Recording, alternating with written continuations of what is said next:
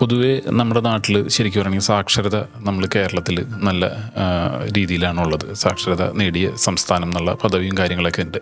പക്ഷേ ഒരു financial literacy അല്ലെങ്കിൽ സാമ്പത്തികമായ കാര്യങ്ങളിലേക്ക് വേണ്ട ഒരു സാക്ഷരത നേടിയിട്ടുണ്ടോ എന്ന് ചോദിച്ചാൽ അത് ഉണ്ട്. പക്ഷെ എന്നാലും ഒരു കുറവാണ്. ഇതിൽ തന്നെ നോക്കിക്കഴിഞ്ഞാൽ സ്ത്രീകൾക്ക് പുരുഷന്മാരെ അപേക്ഷിച്ച് സാമ്പത്തികമായ കാര്യങ്ങളിലുള്ള സാക്ഷരത കുറച്ചുകൂടി കുറവാണ്.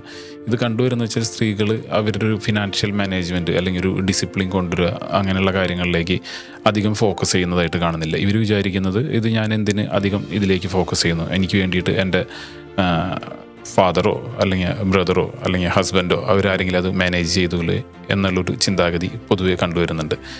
ഈ ഒരു ആറ്റിറ്റ്യൂഡ് പൊതുവെ കണ്ടുവരുന്നത് ഒന്ന് മാറ്റേണ്ട ഒരു സമയമായിട്ടുണ്ട്.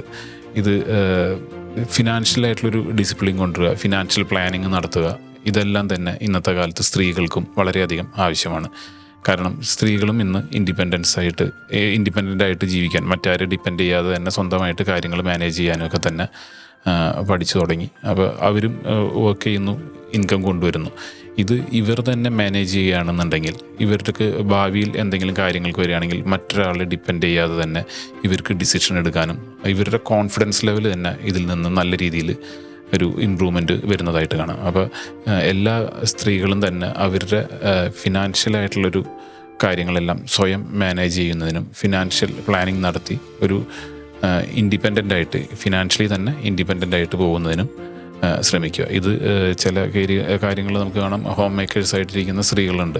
അവർക്കും ഈ പറഞ്ഞ കാര്യങ്ങളെല്ലാം തന്നെ പോസിബിളാണ്. ഒരു വീട്ടിൽ ചിലവുകൾ കാര്യങ്ങൾ മാനേജ് ചെയ്യുന്നത് അല്ലെങ്കിൽ ഒരു വീട് മാനേജ് ചെയ്യുക എന്ന് പറയുന്നതും മോശമായ കാര്യമൊന്നുമല്ല. പക്ഷേ ഇത് തന്നെ ഒരു സാമ്പത്തികമായ അച്ചടക്കം ഈ ഒരു മേഖലയിൽ നിന്നുകൊണ്ട് തന്നെ അവർക്ക് ചെറിയ രീതിയിലുള്ള സാമ്പത്തികമായിട്ടുള്ള നീക്കുപോക്കുകൾ നടത്തി സാമ്പത്തിക സുരക്ഷിതത്വം അവർക്കൊരു ഇൻഡിപെൻഡൻ്റ് ആവുന്നതിന് വേണ്ടിയിട്ടുള്ള ഒരു ഇൻവെസ്റ്റ്മെൻറ്റ്സുകൾ കാര്യങ്ങളിലേക്കും കൂടി ഒന്ന് ഫോക്കസ് ചെയ്യുന്നത് നല്ലതായിരിക്കും.